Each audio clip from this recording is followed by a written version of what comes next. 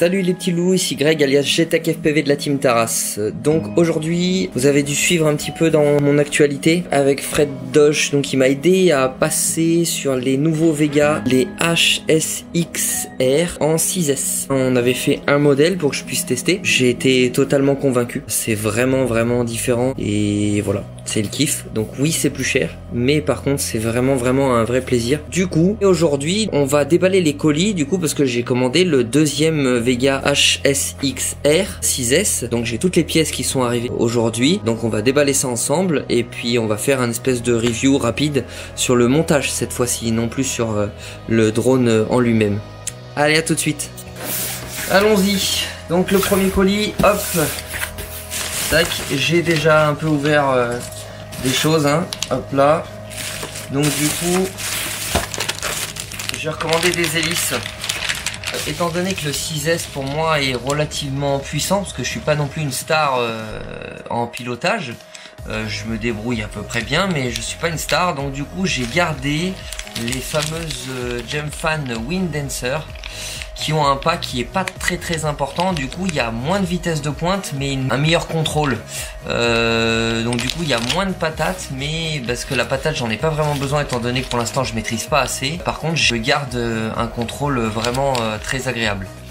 Un petit nano crossfire pour ajouter dedans, et donc j'ai commandé des 6S. Donc là je les ai déjà déballés, hein, mais vu que pour l'instant j'ai pas trop d'expérience, j'ai commandé un peu de tout. Jusqu'à maintenant j'avais les CNHL orange, les 1250-70C, qui je pense vont être un peu limite. Ensuite j'avais aussi les CNHL blanches en 1300, 100 et 200C. Et là j'ai commandé donc deux Airline. J'espère qu'elles vont être mieux que les Airline 4S, donc j'avais pas été du tout fan parce qu'elles n'ont pas duré longtemps du tout. Là a priori Fred m'a dit que les Airline 6S ça avait l'air de tenir, il faisait les entraînements avec et il leur foutait bien dans la tronche, et a priori il n'y avait pas trop de soucis. Espérons que ce sera mieux. Donc ça fera, donc j'avais 4 CNHL, donc ça fera 2 Airline supplémentaires, donc ça fait 6. Et j'ai commandé les classiques 1300 Tattoo en 70C. En 4S, malgré que c'était des 75C, elles m'ont jamais fait défaut. Donc du coup, je me suis dit, on va en reprendre 2 et on va voir ce que ça donne.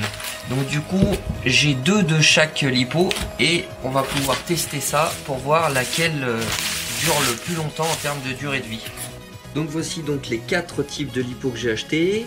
CNHL 1250 70C la version orange, CNHL 1300 en 100C version blanche, les Airline 95C 1300 toujours de Tattoo, et les Tattoo classiques 75C 1300. On va voir au niveau du poids. Pour l'instant en vol, j'ai pas fait des vols de fou furieux, mais j'ai pas trop senti la différence. Donc 224 grammes pour celle-ci.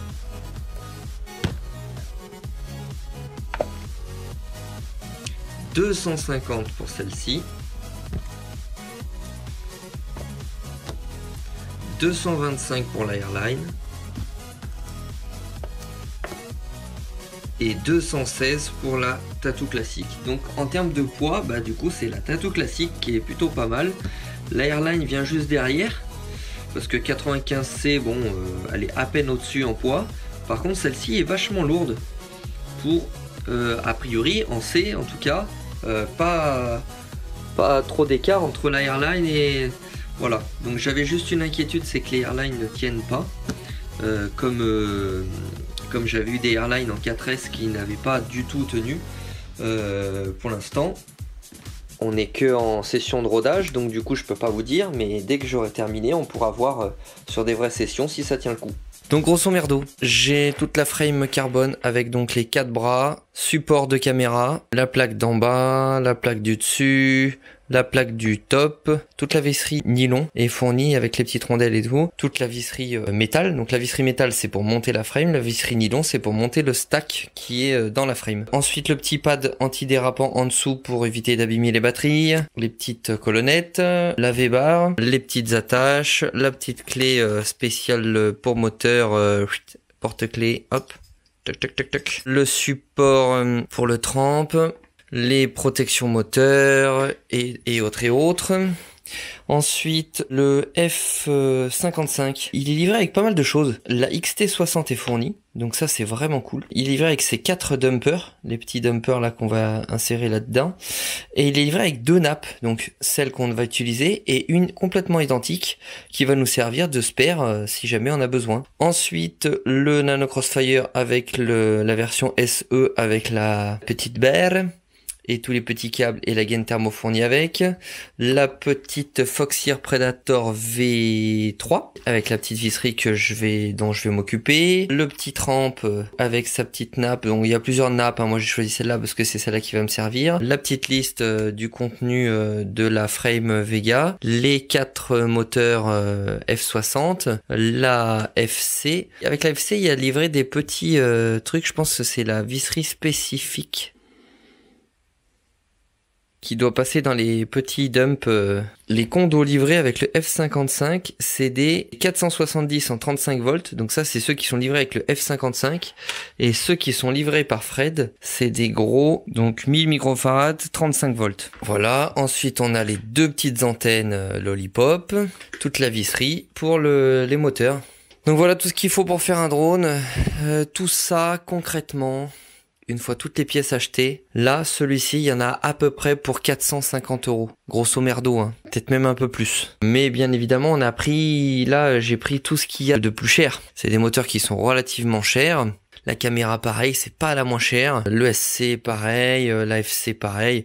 Voilà, il y a possibilité de faire un drone 6S un peu moins cher quand même, hein. Vous inquiétez pas. La frame aussi, c'est une très belle frame qui du coup est forcément ça vaut son prix quoi. C'est de la très bonne qualité, donc forcément c'est un peu plus cher.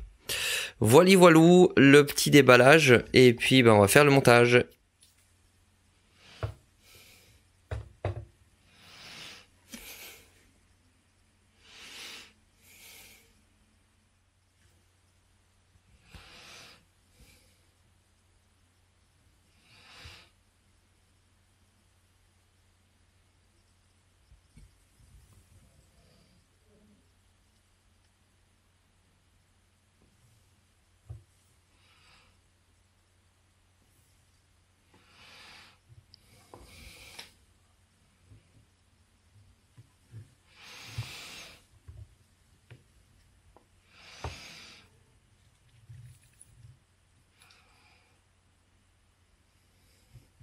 Donc pour le montage de la frame, il n'y a rien de très compliqué. Je vais vous faire voir donc là tout de suite le petit dessin de Fred Dosh qu'il y a sur le site internet dans l'onglet Notice qui vous indique donc toutes les tailles de vis qu'il faut utiliser. Donc à savoir, sur le dessus, ici, les 4 du dessus, c'est des M3 en 8 mm. Du M3 en 6 mm ici pour le bas. Tac tac, ainsi que ici sur les côtés pour la petite barre là devant, ici sur les côtés c'est avec du 6 mm. Pour accrocher donc les bras, donc c'est très simple hein, en fait, hein, il y a la plaque du dessous, les bras qui viennent au milieu, la plaque du dessus et c'est tout simple, hein, c'est pas très compliqué. Les bras sont attachés par une vis extérieure qui a priori là à l'avant à la colonnette et une vis intérieure qui fait le stack. Et la même chose derrière, c'est-à-dire une vis extérieure qui elle, cette fois-ci n'a rien puisque les colonnettes sont ailleurs, elles sont sur un autre truc. Par contre la vis de l'intérieur toujours ça fabrique le stack. Donc à l'arrière, extérieur, ici là, 10 mm, intérieur, au choix, ça va de 14 jusqu'à 20 ou 30, jusqu'à 30 mm. Moi j'ai choisi les 30 mm. Comme ça, elles traversent et elles me font toute ma colonnette de stack. Pareil de l'autre côté. Et à l'avant, par contre, du coup, on a ici des 14 mm afin de traverser le bras. À l'arrière, si tu veux, on a des 10 mm parce qu'il n'y a rien. Donc on traverse le bras. Une fois qu'on est rentré dans l'écrou, là, il n'y a plus besoin. Par contre, à l'avant, une fois qu'on est rentré dans l'écrou, il faut aussi qu'on aille visser cette colonnette-là. Donc du coup forcément il faut qu'elle soit un peu plus longue, donc le 14 mm est plutôt pas mal pour cela. À savoir, pour cette version là avec tous les accessoires TPU, donc protection moteur, le fait d'avoir la protection moteur ça rajoute une épaisseur et du coup pour fixer mes moteurs je suis obligé d'avoir des vis de 10 mm plus, vous avez vu je mets des petites rondelles pour pas que les vis passent à travers le plastique. Donc à l'arrière, c'est pour les 4 vis moteurs comme ça. Donc vis de 10 plus rondelle. Et à l'avant, j'en ai 2 qui sont directement sur la protection moteur. C'est ces deux-là, là. Donc ça, c'est 10 mm avec rondelle. Pas de problème. Par contre, ici, on a l'épaisseur de la V-bar en plus. Donc du coup, plus besoin de rondelle. Par contre, on a besoin de vis de longueur entre 12 et 14 selon l'épaisseur de votre attache de moteur. Donc la première étape, du coup maintenant que j'ai la frame toute montée, ce que je vais faire, c'est que je vais enlever un bras, juste en dévissant ces 2 vis, je vais le sortir et l'équiper avec un moteur, correctement, tout propre, avec les câbles, le mou de câble en plus à l'intérieur, et je vais faire ça sur les 4 bras. Je vais équiper tous les bras des moteurs. Comme ça, tous les fils arriveront à l'intérieur et après, on n'aura plus qu'à enlever la plaque et faire tout ce qu'on a à faire en soudure et autres. Donc, même principe que d'habitude, le bras, on équipe le moteur. C'est-à-dire qu'on va lui mettre une gaine thermo au début, une gaine tressée et une gaine thermo pour terminer. Bien évidemment, ça va dépendre de la longueur du bras et de où ça arrive dans le stack. Ensuite, on va visser le moteur sur le bras et attacher avec ces nouvelles petites attaches TPU que Fred va bientôt proposer sur son site. Et voilà, donc tous les moteurs câblés. Donc on a le moteur, la protection moteur, petite gaine thermo, gaine tressée, petit TPU qui tient à la place des Colson. Tac, et à nouveau gaine thermo pour terminer et tout le mou de câble qui nous servira à venir câblé. Si on regarde en dessous, donc là c'est la partie arrière, vis plus rondelle, et là juste la pièce TPU. Pour l'avant, V-bar, sans rondelle, pas besoin puisque c'est du carbone, vis, rondelle. Prochaine étape, sur le stack, le premier truc qu'il y a, c'est le scratch lipo. Donc il va falloir glisser là-bas en dessous, et ensuite pour éviter les frottements entre le scratch lipo et mon ESC, j'ai dessiné et imprimé une petite plaque qui tout simplement va se placer en dessous. Tac, pile poil nickel raccord avec les trous pour qu'il n'y ait pas de contact avec le carbone et avec la sangle lipo. Donc le stack il va se composer de ceci, mais avant tout il faut qu'il y ait de la place pour le strap lipo. Donc du coup on va rajouter juste ici en premier, donc on a l'écrou qui est inséré directement dans la plaque. On va rajouter une rondelle pour faire une hauteur supplémentaire. Ensuite, petite protection TPU. Et donc cette protection TPU laissera un espace suffisant pour le strap lipo. Ensuite, ESC 4 en 1 par-dessus. Ensuite, on mettra rondelle et petite entretoise nylon. Pour ensuite y mettre le contrôleur de vol. Donc la FC. Ou aussi, on peut appeler ça ordinateur de bord ou je sais pas comme vous voulez. Et ensuite, à nouveau, petite rondelle et le tramp, donc l'émetteur vidéo, qui lui a été inséré dans un petit écrin de TPU pour pouvoir le mettre sur le stack spécial Monsieur Fred Doche. Donc, positionnement de l'ESC. Ensuite, j'ai soudé le XT60 à l'arrière que j'ai corné et fixé avec un petit Colson sur la plaque. En fait, ici, vous avez 2 petits trous qui sont prévus à cet effet pour passer le Colson pour verrouiller le XT60. Je sais pas si on voit. Donc, on a l'écrou, ensuite une petite rondelle, ma protection TPU bleue et le SC4 en 1. Voilà les moteurs soudés à l'ESC. Donc en fait, par sécurité, en fait, pour toujours une histoire de mou et de tirage, si jamais il y a un crash, que ça tire un peu sur les câbles, que ça arrache pas tout, on fait un petit demi-tour à l'intérieur pour venir les souder, paf, sur la pastille. Déjà, ça évite que les pastilles dépassent trop vers l'extérieur. Et en plus de ça, on est entouré autour de la vis. Ça fait un petit peu, ça retient un petit peu.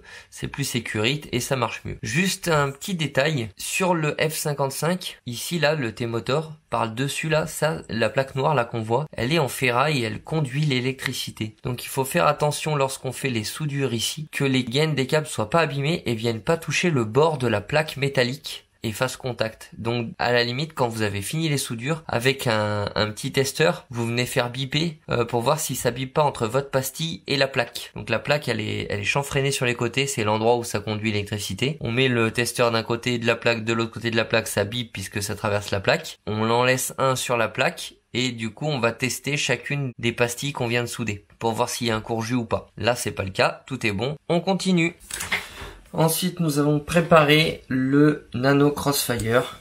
On clipse l'antenne reçue sur le clips rapide et on va venir souder les pastilles telles qu'elles sont indiquées sur la notice du Nano Crossfire. Voilà. Le Nano Crossfire câblé. Donc en gros, à l'extérieur, la pastille carrée, c'est la masse. Ensuite, le plus 5 volts. Le TX qui transmet le signal S-Bus ou Crossfire, donc en blanc. Et en jaune, c'est le RX, celui qui reçoit les informations de l'AFC par la télémétrie. Plus la petite antenne qui passe. Voilà, celui-là est prêt. Donc là, j'ai pris le gros condo, j'y ai soudé 2 câbles, c'est des câbles moteurs. J'ai coupé les câbles moteurs un moment ici parce qu'ils étaient trop longs. J'ai récupéré 2 câbles moteurs, j'ai mis 2 gaines thermo, une rouge, une noire pour identifier bien le plus et le moins parce que sur les condos il faut pas se tromper. J'ai laissé assez de mou pour pouvoir venir le clipser hop dans l'impression 3D qui est prévue à cet effet à l'arrière. Et je suis venu faire 2 petites boulettes supplémentaires sur le plus et le moins directement de la lipo pour venir les souder dessus. La prochaine étape sera de flasher la carte de vol. A priori, avant de souder quoi que ce soit dessus, il faut vraiment la flasher et faire la petite bulle, le réglage de l'accéléromètre. Donc du coup, on va démarrer le logiciel Betaflight. Je connecte l'AFC, je vérifie qu'elle clignote et qu'elle soit bien, quoi, tout simplement. Là, j'ai bien mon port USB 1411 qui s'est ouvert tout seul, donc c'est bon. Je me connecte et déjà, je pourrais commencer à regarder parce qu'il y a un peu dedans. Donc, par exemple, version. Et là, il me dit que sur cette carte-là, c'est le FF Fortuny F4 Rev 3 en 3.5.2. Ok. Et donc maintenant, je vais taper BL pour qu'elle démarre en mode bootloader. 3.5.2, hein, c'était. Donc là, je fais ça. Je vais choisir une carte. On attend que ça charge. Donc, on va aller sur Fortuny. Fortuny F4 Rev 3. Donc, c'était celle-ci. Elle était en 3.5.2. La dernière stable, c'est la 3.5.6. On la flash. On peut effacer tout ce qu'il y a sur la puce, ça ne pose pas de problème. On remet toute la partie nouvelle. Ça effacera tout ce qu'il y a dedans. On charge à l'intérieur de notre ordi la version qu'on a demandé. Et on flash la carte avec cette version. Donc là, il efface l'ancienne version, donc tout ce qu'il y avait dans la mémoire auparavant. Et là, il flash la nouvelle version, c'est-à-dire qu'il envoie la nouvelle version dans la carte de vol. C'est terminé, la carte a redémarré, elle est plus en mode DFU, elle est en mode normal. On se connecte, donc je vérifie qu'elle réagit bien. Donc l'avant se trouverait ici. C'est exact, c'est ce qui est indiqué sur la carte. Donc du coup, l'étape suivante, en fait, c'est de mettre la carte de vol sur un bureau ou un établi qui est plat et de calibrer l'accéléromètre. Donc on attend un bon moment que ça calibre. Ici, vous avez le message calibration terminée. Nickel, donc on peut la relâcher, tout va bien. Ensuite, nous allons aller dans le CLI et taper version pour vérifier que le flash s'est bien passé. Donc la carte est bien en Fortuny F4 Rev 3 en 3.5.6 du 16 février 2019. Le premier onglet tout en haut, excusez-moi, quand on sort du CLI, en effet, ça nous déconnecte, donc on va se reconnecter. Premier onglet tout en haut, voilà, ça nous dit un petit peu ce qui se passe, pas de souci. Deuxième onglet ici, ce sont les ports. Donc nous allons souder tous les éléments, c'est-à-dire notre récepteur Crossfire et tous les autres éléments, la caméra, le tramp, là, le VTX et tout ça.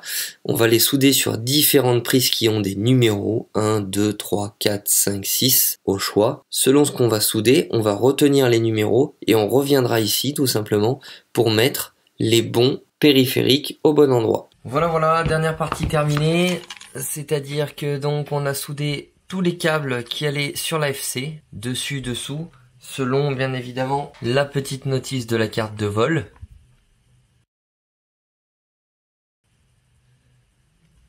On s'est occupé de souder le Nano Crossfire, donc avec le TX, le RX, le 5 volts et la masse. toute la nappe de l'ESC avec le VBAT qui vient alimenter la carte, plus tous les 4 ESC, plus le courant sensor qui va nous permettre d'avoir le nombre de milliampères consommés. Et ensuite tout ce qui est caméra à l'avant et VTX à l'arrière. On assemble tout, on replace tout ça, clac, tout simplement. On met le VTX, donc le tramp, dans son petit ergot.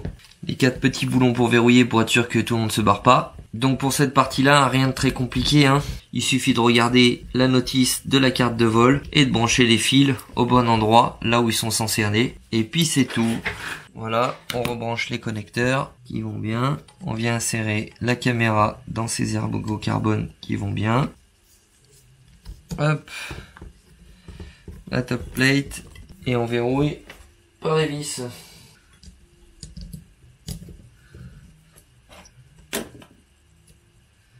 Et voilà, les 2 kikis sont prêts. Et donc celui-ci c'est celui qu'on vient de terminer qui est tout neuf. Il va falloir qu'on le paramètre et qu'on le teste. Hop, je vous fais voir.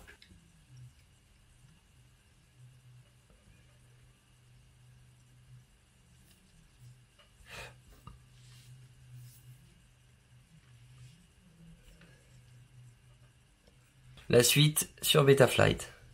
Nous revoici donc sur le PC. On retourne dans Betaflight. Tac. Nous allons brancher donc la machine.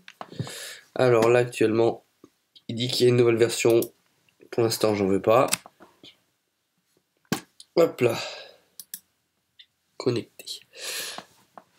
Donc on avait bien fait la mise à jour, le flashage de l'AFC juste avant, sur la partie d'avant. On avait bien fait donc le calibrage de l'accéléromètre, pas besoin de le refaire.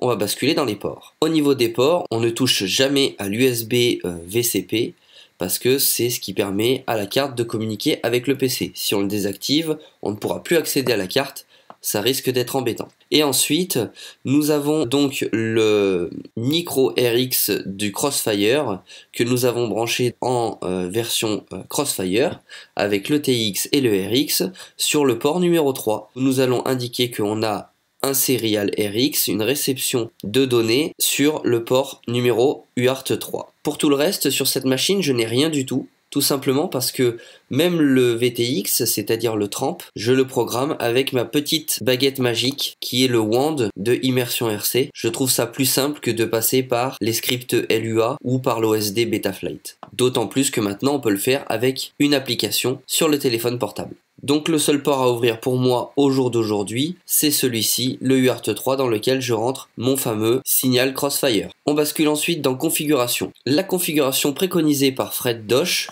on peut la retrouver tout simplement sur son site internet. Hop là, vous tapez Fred Dosh sur Google, on clique sur le premier lien, on arrive directement sur son site. Vous avez un onglet Notices dans le menu. Dans l'onglet Notices, on va retrouver donc les notices d'assemblage avec les vis indiquées. C'est ce que je vous ai mis précédemment dans l'aide au montage. Et ensuite, un petit peu plus haut, vous avez donc les réglages avec 2 propositions. Soit les PID hard, soit les PID soft. Personnellement, j'ai préféré les hard. À vous de voir si vous voulez tester l'un ou l'autre. Si vous cliquez donc sur l'un ou sur l'autre, on vous propose donc les images, c'est-à-dire tous les réglages préconisés par Fred Dosh. Et même les PID, ainsi que les réglages BLLI. Nous allons donc partir, nous, sur les réglages hard.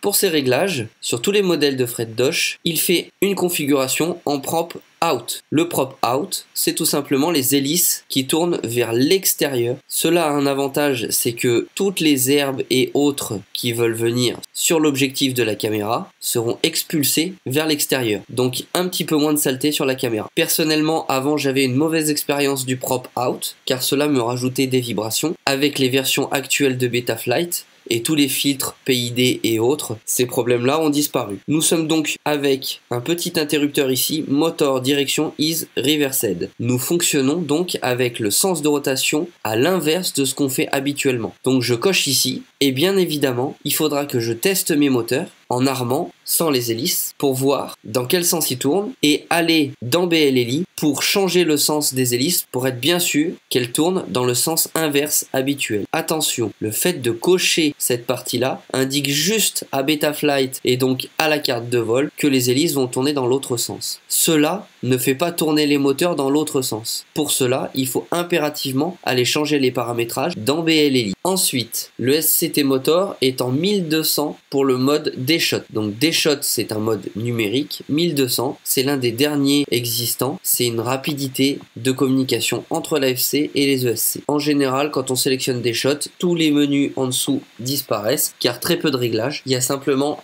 le min throttle, ici, le motor idle throttle values en pourcentage. Moi, souvent, je laisse le 3,5 qu'il y a d'origine. Sur la FC Furious Fortini F4 OSD Rev 3, le gyro est un gyro qui est capable de fonctionner en 16 kHz. Nous pouvons donc enclencher le Enable 32, 16 et 16. Pour les autres cartes, ça fonctionne également très bien, c'est-à-dire que vous n'avez pas besoin d'enclencher le 16 kHz. À ce moment-là, vous décochez ceci et vous montez au maximum, c'est-à-dire 8 et 8. Normalement, sur la plupart des cartes de vol, cela devrait fonctionner. Pour toutes les cartes de vol compatibles 32 et 16 kHz, n'hésitez pas à actionner le 16 kHz. Personnellement, je désactive l'accéléromètre car je n'en ai pas besoin. Pas besoin des modes angle et horizon. Si vous souhaitez garder les modes angle et horizon, n'hésitez pas à activer l'accéléromètre, sachant que, attention, le fait d'activer l'accéléromètre va vous augmenter la charge du processeur. Cette charge du processeur ne doit pas dépasser les 45%. Actuellement, sur la config précédente d'origine,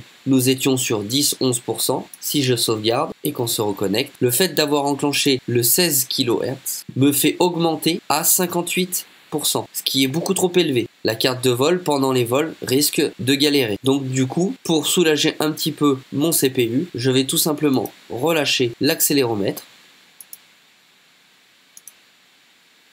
Et là, nous descendons à 41%. Alors oui, 41%, c'est déjà très élevé. Habituellement, il ne faut pas dépasser les 30%. Or, pour l'instant, sur tous les vols de test que j'ai fait, le 41% dans cette config-là, sur ces machines, n'a jamais posé souci sur aucun de mes vols. Ensuite, la carte de vol a été installée correctement, donc pas besoin d'indiquer de rotation ou quoi que ce soit. Ici, je mets le nom, mon nom qui sera inscrit donc dans l'OSD. FPV caméra angle degré 35 degrés, c'est à peu près l'angle que je mets. Ensuite, le type de receiver, donc receiver type serial, donc S-Bus et autres. Et donc, je vais utiliser le protocole de communication Crossfire, CRSF. Pas de RSSI analogique, c'est-à-dire que je n'ai pas soudé de fil sur la pastille RSSI analogique pour donner le signal RSSI via un composant qui le calcule à l'extérieur. Je vais utiliser pour ça les canaux sur la radio, donc pas besoin de ceci. Pas de mode 3D, je n'ai pas de GPS sur ce modèle-là. J'utilise par contre la télémétrie qui elle sera directement sur le Crossfire grâce au fameux TX et RX. J'ai activé l'OSD et je laisse l'anti-gravity et le dynamic filter. Je désire faire sonner les moteurs quand je demande le beeper avec la sonnerie numéro 4 que j'aime bien. Je désactive également les alertes USB pour éviter que mon drone sonne quand je suis comme ceci en ce moment, c'est-à-dire branché à l'USB en train de faire des réglages. On sauvegarde tout ça. Ensuite, nous allons aller dans l'onglet Power Battery. La carte Fortini F4 OSD a des capteurs de courant et des capteurs de voltage intégrés dans la carte. Je garde les alertes voltage d'origine et je rajoute juste la capacité des batteries que je mets dedans, 1300 mAh. Pour le fail-safe, je ne touche personnellement à rien, c'est-à-dire que je suis toujours en stage 2 drop, c'est-à-dire qu'en cas de coupure de radio, tout s'arrête et le drone chute. En racer, je trouve que c'est le mode le plus sécurisé. En cas de perte de contrôle ou de perte de liaison radio, je préfère que les hélices s'arrêtent net pour éviter d'aller blesser quelqu'un. Les PID, nous allons tout simplement utiliser les PID que nous avons vus sur le site de Fred Dosh.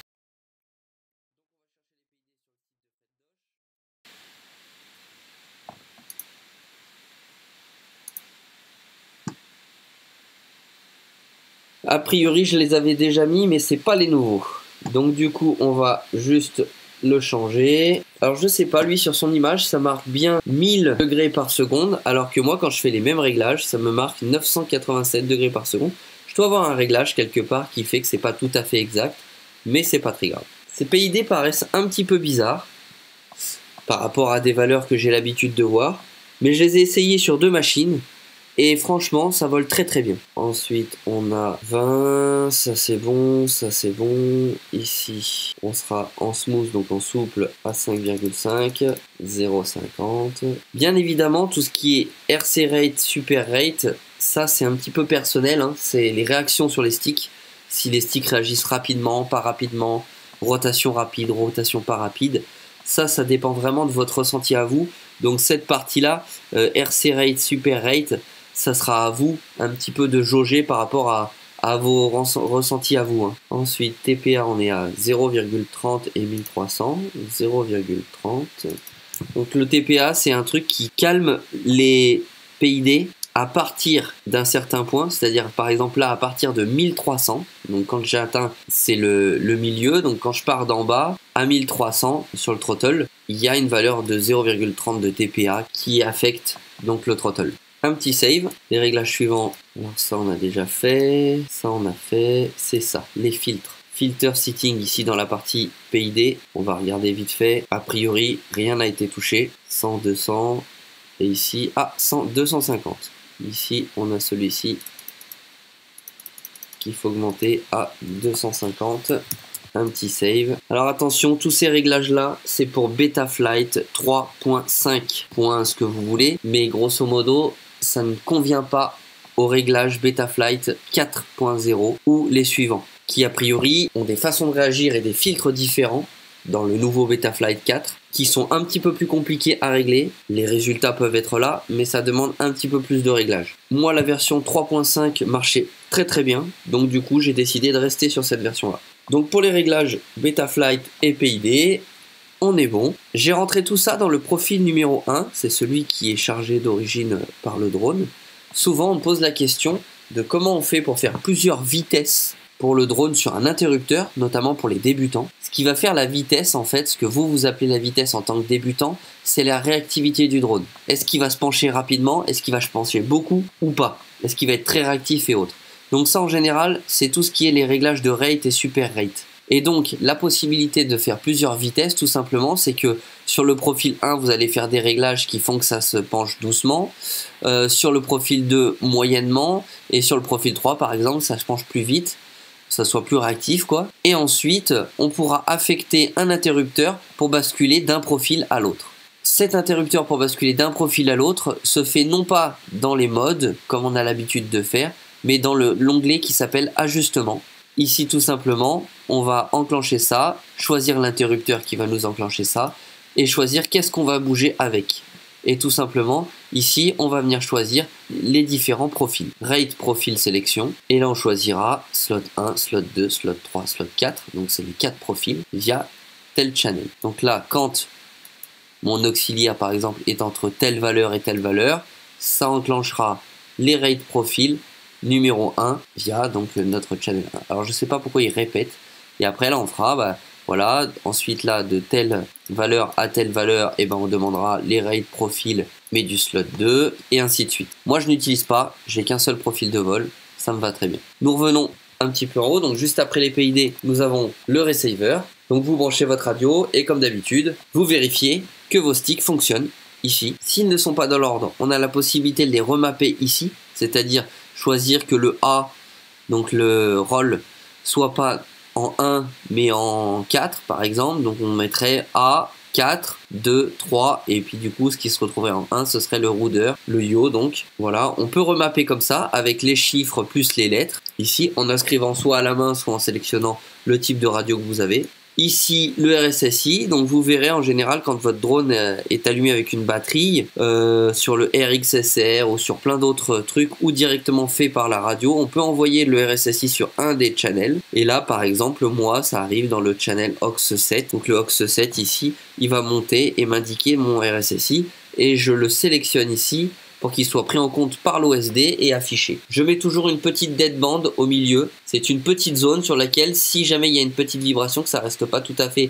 à 1500, ça fait 1500, 1501, et ben voilà, que ça ne prenne pas en compte cette petite vibration et que ça reste fixe. Du coup, vérifiez que votre machine est bien fixe. Ici, si la machine bouge, ça veut dire qu'il y a une calibration, il y a un truc qui est pas à 1500 pile poil, et donc votre machine risque de dévier très légèrement. Les modes, ce sont les modes habituels, hein. Donc armé, le beeper, désactiver l'OSD parce que parfois d'avoir toutes ces écritures ça m'embête, donc je vais pouvoir le désactiver à partir de l'interrupteur. Le Air mode, toujours sur mon auxiliaire d'armement, d'ailleurs il est pas bon, il devrait être sur le 2, tac. Ici le mode Turtle sur le 4 et le préarme sur mon OX 6. Les numéros des aux n'a rien à voir, il n'est pas forcément le même chez vous, ça va être en fonction de comment vous avez programmé votre radio. Donc ça je vous laisse voir par rapport aux tutos sur la programmation de la radio Taranis, les tutos que je vous ai mis donc en playlist sur ma chaîne YouTube. Ajustement, c'est ce qu'on a vu précédemment. Cerveau, on n'en a pas besoin. Moteur, cela peut vous permettre en branchant une batterie. Ici, vous dites que vous avez enlevé les hélices. Et ici, vous allez pouvoir actionner soit les 4 moteurs à la fois, soit les moteurs un par un, pour vérifier déjà et d'un qu'ils tournent bien. Ensuite, dans quel sens ils tournent? Est-ce qu'ils tournent bien dans le sens inverse, comme on l'a demandé? Si ce n'est pas le cas, il faudra aller dans BLLI pour inverser le sens de rotation. On peut également tester la valeur min throttle, c'est-à-dire vérifier que tous les moteurs démarrent tous en même temps. Bref, en déshot, en général, il n'y a pas besoin de réglage ou quoi que ce soit. Ça se fait tout automatiquement. Ensuite, nous arrivons dans l'OSD.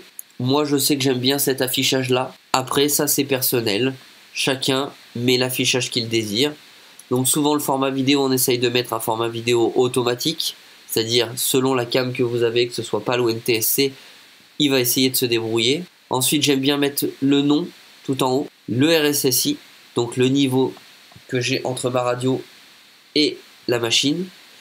La quantité de throttle que je mets, ça c'est pour voir un petit peu mon évolution. Quand j'enregistre mes entraînements, j'aime bien voir si j'utilise de plus en plus le throttle. Ça me donne un petit peu l'indication, savoir si je me sentais bien, si j'allais relativement vite ou pas. Ensuite, le voltage LiPo, le temps de vol et le temps que la machine a été mise en route, plus toutes les alertes au centre. Je mets pas beaucoup plus, c'est déjà pas mal. Ensuite, je mets une alarme RSSI à 70%. Je suis en crossfire, donc forcément, c'est pas du RSSI, c'est ce qu'on appelle le LQ. Je crois que c'est Quality Liaison ou un truc comme ça. Ce LQ, contrairement au RSSI qui peut descendre jusqu'à 30% sans causer trop de perte d'informations et donc de désynchronisation ou autres problématiques, chez le Crossfire, le fameux LQ ne devient vraiment plus fiable à partir de 70%. Donc je mets une alerte à 70%. Ensuite, alerte capacité. J'ai une batterie qui fait 1300 mAh. Je préfère qu'il me donne une alerte à partir de 1100. Donc dès que j'arrive à 1100 mA consommés, j'ai une alerte qui me dit attention, vous avez dépensé 1100 mAh. Ensuite, les alarmes, alarme de désarmement, alarme de batterie, tout ça je garde. Je préfère garder les alarmes qui soient affichées sur l'écran. Au moins je sais que quand il y a un problème, ça me met un petit message d'erreur. Une fois le vol terminé, qu'est-ce qu'il m'affiche? J'ai demandé juste à ce qu'il m'affiche le timer 1, le timer 2 pour que je sache combien de temps j'ai volé et depuis combien de temps la machine est branchée. Ensuite, jusqu'à combien est descendue la batterie, à combien la batterie était quand je me suis arrêté, le voltage actuel de la batterie, c'est-à-dire qu'une fois que j'ai coupé les moteurs, le voltage batterie continue à s'afficher, ça me permet de savoir si la batterie remonte un petit peu.